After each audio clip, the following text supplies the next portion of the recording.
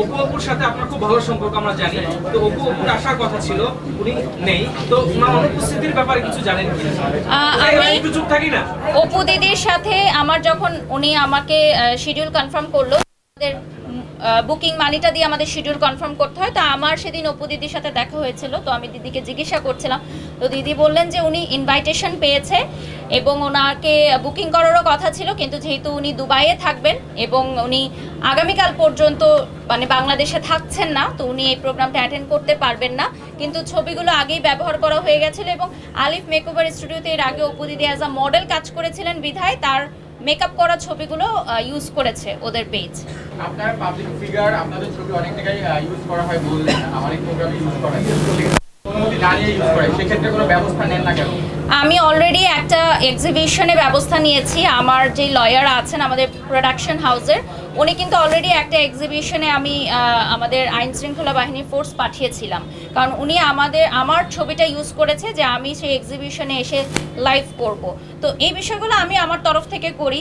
এখন যারা করেন না এটা তাদের ব্যক্তিগত ব্যাপার, আমি এই বিষয়গুলো মেনটেন করি এবং আমি চাই যে এই বিষয়গুলো আসলেই মেনটেন হোক। যেমন আজকে আমি একটা পার্লারের ফটোশ্যুট করলাম, ব্রাইডাল ফটোশ্যুট, ওই সেম ছবিটা অনেক জায়গায় পার্লারে ঢাকার বাইরে বিলবোর্ড করে টানিয়ে রেখেছে। এটা কিন্তু প্রতারণামূলক, এটা সত্যিকার অর্থে প্রতারণামূলক, কারণ উনি তো আমাকে সাজায়নি এবং ওই ছবিটা দেখে যখন যাবে কেউ ওই পার্লারে সাজতে, সেই পরিমাণ সাজানো তো তারা পারবে না দিতে, তখন কিন্তু আমরা প্রতারণার শিকার হই।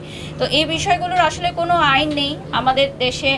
দেখা যায় যে আমাদের ছবিগুলো নিয়ে অনেকে ব্যবহার করছে, তো এই বিষয়গুলোতে আরও কঠোর হওয়া উচিত বলে আমি মনে করি। আমি সবসময় কথা বলি, আমি টাইম মেনটেন নিয়ে অনেক বেশি কথা বলি এবং আজকে আমি যে জায়গায় এসেছি আলহামদুলিল্লাহ, আমার যে গুণগুলোর মধ্যে একটি প্রধান গুণ হচ্ছে আমি খুব টাইম মেনটেন করি। 5টা মানে আমার কাছে 5টা, সেটা ভোর 5টা হতে পারে, সন্ধ্যা 5টা হতে পারে। ইনফ্যাক্ট জি, আমি ভুক্তভোগী ভাইয়া, আমি তো বললাম যে বিভিন্ন অর্গানাইজারদেরকে আমি বলেছি যে আপনাদের কাজ আর নেক্সট টাইম আমি করব না, বা সেলিব্রিটি গেস্টরা থাকলে আমি আর কাজ করব না। কেন? কারণ আমার তো ব্যাক টু ব্যাক স্কেজুয়াল থাকে, আপনি জানেন।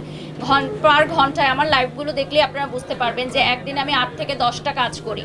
তো একটা শিডিউলে যখন আমার লেট হয়ে যায় 2 থেকে 3 ঘন্টা, পরের ঘন্টায় যে টাকা লগ্নি করেছে উনি কিন্তু মানবেন না, উনি কিন্তু চাবেন যে ওনার টাইমেই আমি আসি।